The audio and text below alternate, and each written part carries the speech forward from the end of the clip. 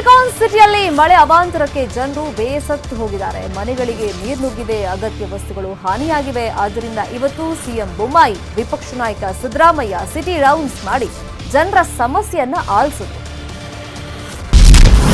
ಮಹಾ ವರ್ಷಧಾರೆಗೆ ತತ್ತರಿಸಿದ silicon city. ಬೆಳಗ್ಗೆ CM city rounds, ಸಂಜೆ ಸಿದ್ದು ಸುತ್ತಾಟ. ಮಂಗಳವಾರ ರಾತ್ರಿ ಸುರಿದ ಮಳೆ ಬೆಂಗಳೂರಿನಲ್ಲಿ ಭಾರೀ ಅವಾಂತರ ಸೃಷ್ಟಿಸಿದೆ. ತಗ್ಗು ಪ್ರದೇಶಗಳಿಗೆ ನೀರು ನುಗ್ಗಿ ಜನ ಸಂಕಷ್ಟಕ್ಕೆ ಸಿಲುಕಿದ್ದಾರೆ. ಆದ್ದರಿಂದ ಸಿಎಂ ಬೊಮ್ಮಾಯಿ 2 ತಾಸು ಸಿಟಿ ರೌಂಡ್ಸ್ ಮಾಡಿ ಸಂತ್ರಸ್ತರ ಕಷ್ಟ ಆಲಿಸಿದ್ರು. ಬೆಳಗ್ಗೆ 10ಕ್ಕೆ ಸಿಎಂ ಜೆಸಿ ನಗರದಿಂದ ಸಿಟಿ ರೌಂಡ್ಸ್ ಆರಂಭಿಸಿದ್ರು. ಈ ವೇಳೆ ಮನೆಗಳಿಗೆ ನೀರು ನುಗ್ಗಿದೆ, ಸಾಕಷ್ಟು ಸಮಸ್ಯೆ ಅನುಭವಿಸುತ್ತಿದ್ದೇವೆ ಅಂತ ಜನರು ಅಳಲು ತೋಡ್ಕೊಂಡ್ರು. ಸಮಸ್ಯೆ ಇದ್ದಲ್ಲಿಗೆ ಸಿಎಂ ಭೇಟಿ ನೀಡಿಲ್ಲ ಅಂತ ಸರ್ವಜ್ಞ ನಗರದ HDR ಲೇಔಟ್ ಜನರು ಅಸಮಾಧಾನ ವ್ಯಕ್ತಪಡಿಸಿದ್ರು. ಕಮಲಾನಗರ, ಲಗ್ಗೆರೆ ರಾಜಕಾಲುವೆಗಳ ಹೂಳು ತೆಗೆದಿದ್ದನ್ನ ಪರಿಶೀಲಿಸಿದ ಸಿಎಂ ಬ್ಯಾಟ್ರಾಯನ್ಪುರದ STP 100 MLD ಕಾಮಗಾರಿ ನೋಡುವ ಮೂಲಕ ಸಿಟಿ ರೌಂಡ್ಸ್ ಮುಕ್ತಾಯಗೊಳಿಸಿದ್ರು. ಅಕ್ರಮ ಏನೇನಿದೆ ಅವನ್ನೆಲ್ಲ ತೆಗೆದು ಡ್ರೈನ್ಗೆ ಸಂಪೂರ್ಣ ದಾರಿ ಕೊಡೋದಕ್ಕೆ ವ್ಯವಸ್ಥೆಗಳನ್ನು ನಾವು ಮಾಡ್ತೀವಿ. ಕೆಲವೆಲ್ಲ ರಾಜಕಾಲುವೆಯ ವ್ಯಾಪ್ತಿಯಲ್ಲಿ ಮತ್ತು ರಾಜಕಾಲುವೆ ಪಕ್ಕದಲ್ಲಿ ಇರುವಂಥದ್ದು ಏನಿದೆ ಅವುಗಳನ್ನು ತೆರವುಗೊಳಿಸಬೇಕಾಗಿದೆ. ಯಾಕಂತಂದರೆ ಈಗ ಇಷ್ಟು ದೊಡ್ಡ ಪ್ರಮಾಣದ ಮಳೆ ಬಿದ್ದಿದೆ ಈ ಸತಿ. ನಮ್ಮ 300 ಫೀಟ್ ಇರುವಂಥ ರಾಜಕಾಲುವೆ ದಾಟಿ ಕೆಲವು ಕಡೆ ನೀರು ಬಂದಿದೆ, ಕೆಲವು ಕ್ಲಿಯರ್ ಆಗಿಲ್ಲ. ಅದನ್ನು ಕೂಡ ವಾರ್ ಫುಟಿಂಗಲ್ಲಿ ಮಾಡಿಸ್ತೀವಿ. ಇಂದಿನಿಂದ ರಾಜಕಾಲುವೆ ಹೂಳು ತೆಗೆಸಿ. ಸಿಟಿ ರೌಂಡ್ಸ್ ಬಳಿಕ ಮೀಟಿಂಗ್ ಮಾಡಿದ ಸಿಎಂ ಅಧಿಕಾರಿಗಳ ಕಿಡಿಕಾರಿದ್ರು. ಇಂದಿನಿಂದಲೇ ರಾಜಕಾಲುವೆಗಳಲ್ಲಿ ಹೂಳು ತೆಗೆಸಿ ಅಂತ ಸೂಚಿಸಿದ್ರು. ರಾಜಕಾಲುವೆ ವಿಭಾಗದ ಮುಖ್ಯಸ್ಥೆ ಸುಗುಣಾರನ್ನ ಎತ್ತಂಗಡಿ ಮಾಡಿದ್ರು. ಸಿಎಂ ಬಳಿಕ ಸಿದ್ದರಾಮಯ್ಯ ಸಿಟಿ ರೌಂಡ್ಸ್. ಸಂಜೆ ವಿಪಕ್ಷ ನಾಯಕ ಸಿದ್ದರಾಮಯ್ಯ ಶಿವಾಜಿನಗರ, ಫಾತಿಮಾ ನಗರದಲ್ಲಿ ನೆರೆ ವೀಕ್ಷಣೆ ಮಾಡಿದ್ರು. ಕೈ ಕಾರ್ಯಕರ್ತರಂತೂ ಸಿದ್ದರಾಮಯ್ಯ ಮತ್ತೆ ಸಿಎಂ ಆಗ್ಲಿ ಅಂತ ಘೋಷಣೆ ಕೂಗಿದ್ರು.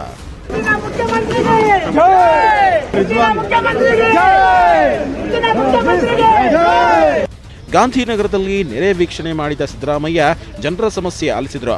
ಬಳಿಕ ಮಾತನಾಡಿದ ಅವರು, ಮೊದಲೇ ಮುಂಜಾಗ್ರತಾ ಕ್ರಮ ಕೈಗೊಂಡಿದ್ರೆ ಸಮಸ್ಯೆ ಆಗ್ತಿರ್ಲಿಲ್ಲ. ಈಗ ಯಾರ್ಯಾರಿಗೆ ಸಮಸ್ಯೆ ಆಗಿದೆಯೋ ಅವರಿಗೆಲ್ಲ ಪರಿಹಾರ ಕೊಡಬೇಕು ಅಂದ್ರು. ಅವ್ರಿಗೆ ಪಾಪ ದವಸ ಧಾನ್ಯಗಳೆಲ್ಲ ಹೋಗಿದಾವೆ, ಬಟ್ಟೆ ಬರಿಗಳೆಲ್ಲ ಹೋಗಿದಾವೆ, ಬೇರೆ ಪದಾರ್ಥಗಳೆಲ್ಲ ಹೋಗಿದಾವೆ. ನೀವು 25,000 ಕೊಡ್ತೀವಿ ಅಂತ ಹೇಳಿದ್ದಾರೆ. ಎಲ್ರಿಗೂ ಕೊಡ್ತಾರಾ? BPL ಅವರು ಕೊಡ್ತಾರೆ, ಬೇರೆಯವ್ರು ಏನ್ ಮಾಡಬೇಕು? ಎಲ್ರಿಗೂ ಕೊಡಬೇಕು. ಮಿಡಲ್ ಕ್ಲಾಸ್ ಪೀಪಲ್ ಪಾಪ ಇವತ್ತು ಬದುಕದೆ ಕಷ್ಟ ಆಗಿದೆ ಅವರು. ಅದಕ್ಕೆ ನಾನು ಸರ್ಕಾರಕ್ಕೆ ಒತ್ತಾಯ ಮಾಡ್ತೀನಿ, ಎಲ್ರಿಗೂ ಕೊಡಬೇಕು ಅಂತಕ್ಕಂಥದ್ದನ್ನು ಒತ್ತಾಯ ಮಾಡ್ತೀನಿ. ಕೂಡಲೇ ಸರ್ವೆ ಮಾಡಿಸಬೇಕು, ವಿಳಂಬ ಮಾಡಕೂಡದು. 25,000 ಅಂತ ಇಲ್ಲ, ಡಿಪೆಂಡಿಂಗ್ ಅಪಾನ್ ದಿ ಲಾಸ್. ಬೆಂಗಳೂರಿನ ಸಚಿವರಿಗೆ ಉಸ್ತುವಾರಿ ಕೊಡಿ. ಮಳೆಯಿಂದ ಸಮಸ್ಯೆ ಆಗಿದೆ. ಬಿಬಿಎಂಪಿ ವಿರುದ್ಧ ಜನ ಸಿಡಿದೆದ್ದಿದ್ದಾರೆ. ಆದ್ದರಿಂದ ಬೆಂಗಳೂರಿನ ಸಚಿವರಿಗೆ ಉಸ್ತುವಾರಿ ನೀಡಿ ಅಂತ ಬೆಂಗಳೂರಿನ ಶಾಸಕರು ಮನವಿ ಮಾಡಿದ್ದಾರಂತೆ. Krishna, news 18 Kannada, Bengaluru. Silicon city Bengaluru ಮಳೆಯ ಅಬ್ಬರಕ್ಕೆ ತತ್ತರಿಸಿಬಿಟ್ಟಿದೆ. ಮನೆಗಳಿಗೆ ನೀರು ನುಗ್ಗಿ ಜನರು ಪರದಾಟ ಪಡ್ತಾ ಇದ್ದಾರೆ. ಇದರ ಮಧ್ಯೆ ಬೆಂಗಳೂರಿಗೆ ಬ್ರ್ಯಾಂಡ್ ಪಟ್ಟ ತಂದಿದ್ಯಾರು ಅನ್ನೋದರ ಬಗ್ಗೆ ರಾಜಕೀಯ ಫೈಟ್ ಶುರುವಾಗಿದೆ. ಮಹಾಮಳೆಗೆ ಸಿಲಿಕಾನ್ ಸಿಟಿ ಜನರ ಪರದಾಟ. ಮಾಜಿ ಸಿಎಂಗಳ ಮಧ್ಯೆ ಬ್ರ್ಯಾಂಡ್ ಬಡಿದಾಟ. ಸಿಲಿಕಾನ್ ಸಿಟಿಯಲ್ಲಿ ಭಾರೀ ಮಳೆಯಾಗಿದ್ದು ಬೆಂಗಳೂರಿನ ಜನರು ಸಂಕಷ್ಟಕ್ಕೆ ಸಿಲುಕಿದ್ದಾರೆ. ಇಂತಹ ಕೇಡುಗಾಲದಲ್ಲಿ ಮಾಜಿ ಮುಖ್ಯಮಂತ್ರಿಗಳಾದ SM ಕೃಷ್ಣ, HD ಕುಮಾರಸ್ವಾಮಿ ಮಧ್ಯೆ ಬ್ರ್ಯಾಂಡ್ ಬೆಂಗಳೂರು ವಾರ್ ಶುರುವಾಗಿದೆ. ಬೆಂಗಳೂರು ಬ್ರ್ಯಾಂಡ್ ಯಾರಿಂದ ಬಂತು? ಸಿಎಂಗೆ ಪತ್ರ ಬರೆದಿರೋ SM ಕೃಷ್ಣ ಬೆಂಗಳೂರು ಬ್ರ್ಯಾಂಡ್ ಉಳಿಸಿ ಅಂತ ಆಗ್ರಹಿಸಿದ್ದಾರೆ. ಮಳೆ ಅನಾಹುತಗಳಿಗೆ ಬ್ರೇಕ್ ಹಾಕದಿದ್ರೆ ಬೆಂಗಳೂರು ಬ್ರ್ಯಾಂಡ್ಗೆ ಧಕ್ಕೆಯಾಗುತ್ತೆ ಎಂದು SM ಕೃಷ್ಣ ಆತಂಕ ವ್ಯಕ್ತಪಡಿಸಿದ್ದಾರೆ. ಪರಿಸ್ಥಿತಿ ಹೀಗೆ ಮುಂದುವರೆದ್ರೆ ಹೂಡಿಕೆ ಕೈತಪ್ಪುತ್ತೆ. ಬೆಂಗಳೂರು ಅಜೆಂಡಾ ಟಾಸ್ಕ್ ಫೋರ್ಸ್ ಅನ್ನು ಪುನಾರಚಿಸಬೇಕು. ಒಳಚರಂಡಿ, ರಾಜಕಾಲುವೆಗಳನ್ನು ದುರಸ್ತಿ ಮಾಡಿ ಶಾಸಕರು, ಸಚಿವರ ಸಭೆ ಕರೆದು ಬೆಂಗಳೂರಿಗೆ ಪರ್ಯಾಯ ನಗರಗಳನ್ನ ನಿರ್ಮಿಸಿ ಎಂದಿದ್ದಾರೆ. HDD ಕಾಲದಲ್ಲಿ ಬೆಂಗಳೂರು ಬ್ರ್ಯಾಂಡ್ ಬಂತು. ಎಸ್ಎಂ ಕೃಷ್ಣ ಕಾಲದಲ್ಲಿ ಬೆಂಗಳೂರಿಗೆ ಬ್ರ್ಯಾಂಡ್ ಎಲ್ಲಿತ್ತು? ದೇವೇಗೌಡರ ಕಾಲದಲ್ಲಿ ಬಂದ ಬ್ರ್ಯಾಂಡ್ ಬೆಂಗಳೂರನ್ನ ಹೈಜಾಕ್ ಮಾಡಿದ್ರು ಅಂತ ಎಚ್.ಡಿ. ಕುಮಾರಸ್ವಾಮಿ ಟಾಂಗ್ ಕೊಟ್ರು. ಅಲ್ಲದೆ ಸೂಟು ಬೂಟು ಹಾಕಿದ್ರೆ ಬ್ರ್ಯಾಂಡ್ ಬರಲ್ಲ ಎಂದಿರೋ HDK CM Bommai Bengaluru rounds ಟೀಕಿಸಿದ್ದಾರೆ. ಬ್ರ್ಯಾಂಡ್ ಬೆಂಗಳೂರು ದೇವೇಗೌಡರ ಕಾಲದಲ್ಲಿ ಅದಕ್ಕೆ ಚಾಲನೆ ಕೊಟ್ಟಿದ್ದು. IT ಸೆಕ್ಟರ್ನಾಗೆ ಪುಷ್ ಮಾಡಿದವ್ರೆ. ಸಿಂಗ್ಪುರದ ಪ್ರೈಮ್ ಮಿನಿಸ್ಟರ್ನ ಕರೆಸಿ ವೈಟ್ ಫೀಲ್ಡ್ನಲ್ಲಿ ಫೌಂಡೇಶನ್ ಹಾಕಿದ್ದೆ. ಜುಬ್ಬ ಪಂಚೆ ಹಾಕ್ಕೊಂಡು ಗ್ರಾಮೀಣ ಪ್ರದೇಶದ ರೈತರ ಪರ ಹೋರಾಟ ಮಾಡೋಣ ಅಂತೇಳಿ ಸರ್ಟಿಫಿಕೇಟ್ ಕೊಟ್ಟವರಲ್ಲ, ಅದೇ ದೇವೇಗೌಡರು ಮಾಡಿದ ಕಾರ್ಯಕ್ರಮ ಮುಖ್ಯಮಂತ್ರಿಯಾಗಿ.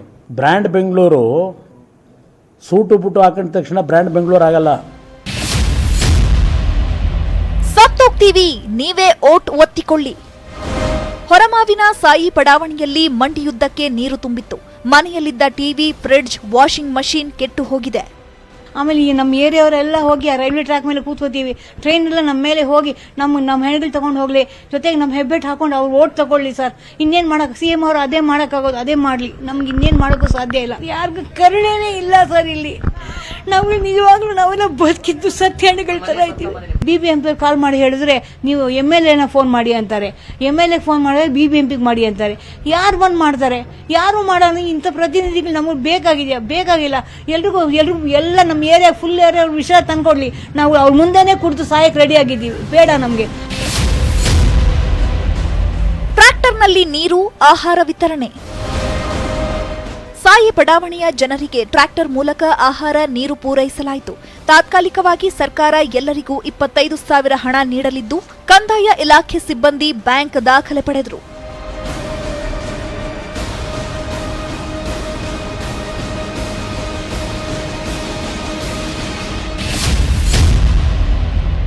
ಸಿಎಂ ಬಂದ್ರೂ ಪರಿಹಾರ ಸಿಗಲಿಲ್ಲ. ಸಿಎಂ ಬೊಮ್ಮಾಯಿ ಕಳೆದ ನವೆಂಬರ್ನಲ್ಲಿ ಹೆಣ್ಣೂರಿಗೆ ಆಗಮಿಸಿ ಜನರ ಸಮಸ್ಯೆ ಕೇಳಿದ್ರು. ತಿಂಗಳೊಳಗೆ ಸಮಸ್ಯೆ ಬಗೆಹರಿಸ್ತೀವಿ ಅಂದಿದ್ರು. ಆದ್ರೆ ಈಗಲೂ ಸಮಸ್ಯೆ ಬಗೆಹರಿದಿಲ್ಲ ಅಂತ ಜನರು ಸಂಕಷ್ಟ ತೋಡಿಕೊಂಡ್ರು.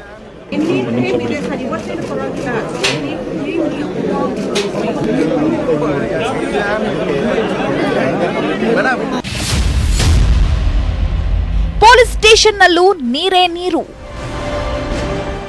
ವಿವೇಕ್ ನಗರ ಪೊಲೀಸ್ ಠಾಣೆಗೂ ಮಳೆ ನೀರು ನುಗ್ಗಿದೆ. 2 ಅಡಿಯಷ್ಟು ನೀರು ತುಂಬಿದ್ರಿಂದ ವಿದ್ಯುತ್ ಸಂಪರ್ಕ ಕಡಿತವಾಗಿದ್ದು, ಸಿಬ್ಬಂದಿ ಕತ್ತಲಲ್ಲೇ ದಿನ ದೂಡಿದ್ರು.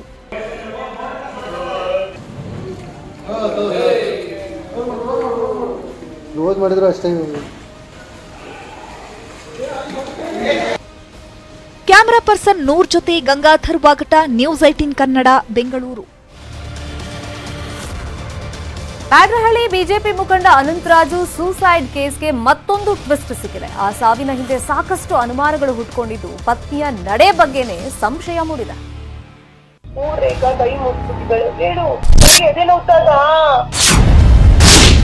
ಬಿಜೆಪಿ ಮುಖಂಡನ ಆತ್ಮಹತ್ಯೆ ಕೇಸ್ಗೆ ಟ್ವಿಸ್ಟ್.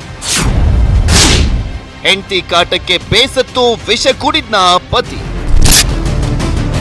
ಬಿಜೆಪಿ ಮುಖಂಡ ಅನಂತರಾಜು ಆತ್ಮಹತ್ಯೆ ಕೇಸ್ಗೆ ದಿನಕ್ಕೊಂದು ತಿರುವು ಸಿಗ್ತಾ ಇದೆ. ಹನಿ ಟ್ರ್ಯಾಪ್ ಮಾಡಿದ್ರು ಅಂತ ಪತ್ನಿ ಸುಮಾ ಕೊಟ್ಟ ದೂರು ಆಧರಿಸಿ FIR ದಾಖಲಿಸಿದ್ದ ಬ್ಯಾಡ್ರಹಳ್ಳಿ ಪೊಲೀಸರು ಇದೀಗ ಅದೇ ರೇಖಾಳನ್ನ ಬಂಧಿಸಿದ್ದಾರೆ.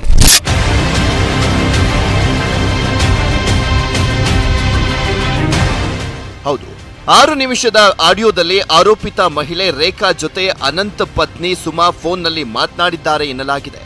ಏನಿದೆ ಆ ಆಡಿಯೋದಲ್ಲಿ ಅಂತ ನೋಡೋಣ. ನಾಟಕ ಅದೇ ಬದುಕಿರೋದಲ್ಲ, ಹಾರ್ಟ್ ಅಟ್ಯಾಕ್ ಆಗಿ ಸತ್ತ. ಫೇಸ್ಬುಕ್ ಅಲ್ಲಿ ಬರುತ್ತೆ. ನಾನು ಕೊಡೋ ಟಾರ್ಚರ್, ನಾನು ಕೊಡೋ ಯಾರು ಮಾತು ತಪ್ಪು ಮಾಡಿ ಸಾಯ್ಬೇಕು, ಹಂಗೆ ಸಾಯ್ತಲ್ಲ. ಈ ಆಡಿಯೋದಲ್ಲಿ ಸುಮಾ ತನ್ನ ಪತಿಗೆ ಧಮಕಿ ಹಾಕಿರುವಂತದ್ದು ಕೂಡ ರೆಕಾರ್ಡ್ ಆಗಿದೆ. ನಾನು ಕೊಡುವ ಟಾರ್ಚರ್ಗೆ ಹಾರ್ಟ್ ಅಟ್ಯಾಕ್ ಆಗಿ ಸಾಯ್ತಾನೆ ಅಂತ ಸುಮಾ ಹೇಳಿದ್ದಾಳೆ. ಕೈ ಮುಗಿದ್ಯಾ? ರೇಖಾ ಕೈ ಮುಗಿಸಿದ್ದಾಳೆ. ಹೇಳು, ಯಾಕೆ ಎದೆ ನೋಡ್ತಾಗ ಈಗಲೇ ಹಾರ್ಟ್ ಅಟ್ಯಾಕ್ ಆಗ್ಬಾರ್ದು. ನಿಮಗೆ ಅನ್ನುವಾಗ ಹಾರ್ಟ್ ಅಟ್ಯಾಕ್ ಆಗ್ಬೇಕು. ನಾನ್ ಮಾಡ್ತೀನಿ. ಅನಂತು ಸತ್ತ ಮೇಲೆ ನೀನೇ ಮುಂದೆ ನಿಂತು ಎಲ್ಲವನ್ನೂ ಕೂಡ ಮಾಡಬೇಕು ಅಂತ ಸುಮಾ ಹೇಳಿದ್ದಾರೆ. ಆಗ ಫೋನ್ ಕಾಲ್ ವೇಳೆಯಲ್ಲೇ ಅನಂತರಾಜು ಮೇಲೆ ಹಲ್ಲೆ ನಡೆಸಲಾಗಿದೆ. ನಾನು ಕೊಡೋ ಟಾರ್ಚರ್ಗೆ ಇನ್ನೊಂದ್ ದಿವಸ 20 ದಿವಸ ಬದುಕ್ತಾನ. ಇಷ್ಟು ಕಲ್ಲ ಆದ್ಮೇಲೆ ತುಂಬಾ ಅಯ್ಯೋ ನೀನ್ ಅನಂತಿಗೆ ಸತ್ತೋಗ್ತಾನೆ ಅಂತ ಏನ್ ಹೇಳ್ಬೇಡ. ಕಲ್ಲ ಆದ್ರೆ ಹೇಳ ಇಲ್ಲಿ ಅನ್ನಿಸ್ತಿಲ್ವಾ ಹಿಂಗೆಲ್ಲ ಮಾತಾಡೋದಕ್ಕೆ? ಸತ್ತೋದ್ರೆ ನಿನ್ನೂ ಕರಿತೀನಿ, ಕೇಳು. ನಾನ್ ಬರಲ್ಲ, ನಿನ್ನೇ ಕರಿತೀನಿ. ಹೆಂಡತಿ ಸ್ಥಾನ ಕೊಟ್ಟಿದ್ದಲ್ಲ, ಹೆಂಡತಿ ಸ್ಥಾನದಾಗೆ ಕಳೆದ 6 ವರ್ಷಗಳಿಂದ ಅನಂತರಾಜು ಮತ್ತು ರೇಖಾ ಸಂಬಂಧ ಹೊಂದಿದ್ದು ಪತ್ನಿ ಸುಮಾ ಆಕ್ರೋಶಗೊಂಡಿದ್ರು. ಇದೇ ವಿಚಾರವಾಗಿ ಸಾಕಷ್ಟು ಬಾರಿ ಗಲಾಟೆ ಆಗಿದೆ. ಸದ್ಯ 6 ನಿಮಿಷದ ಆಡಿಯೋ ಪ್ರಕರಣಕ್ಕೆ ಟ್ವಿಸ್ಟ್ ನೀಡಿದೆ.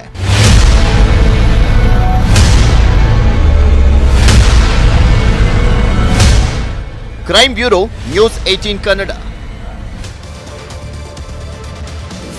2021-22ನೇ ಸಾಲಿನ ಎಸ್ಎಸ್ಎಲ್ಸಿ ಪರೀಕ್ಷೆ ಫಲಿತಾಂಶ ಪ್ರಕಟಗೊಂಡಿದೆ. ಈ ಬಾರಿ ಎಸ್ಎಸ್ಎಲ್ಸಿ ಪರೀಕ್ಷೆಯಲ್ಲಿ 85.63% ಫಲಿತಾಂಶ ಬಂದಿದೆ.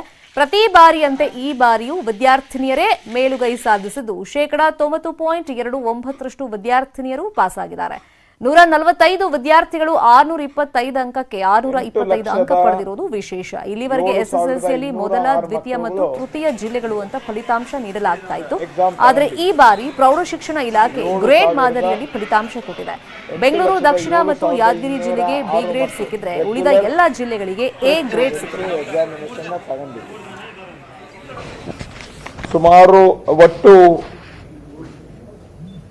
8,20,900 ಮಕ್ಕಳು fresh students, regular fresh students